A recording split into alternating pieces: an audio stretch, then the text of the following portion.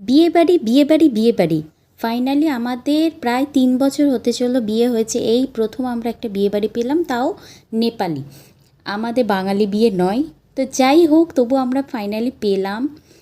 আর ভালোই সাজিয়েছিল, দেখতেই পাচ্ছ তোমরা। ঢুকছি, কত সুন্দর করে গেটটা সাজিয়েছিল। আমরা যখন পৌঁছেছিলাম বর কেউ আসেনি, তো ওই জন্য ফাঁকা ফাঁকা লাগছে দেখতে।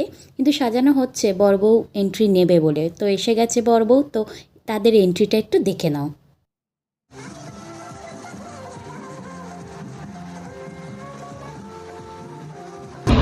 আমাদেরকেও একটু দেখে নাও, আমরা গিয়েছিলাম।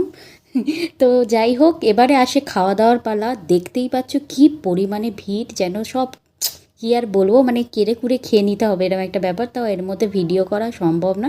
ছোট ছোট ক্লিপ নিয়েছি জাস্ট। আমরা যা হোক করে খেয়েছি।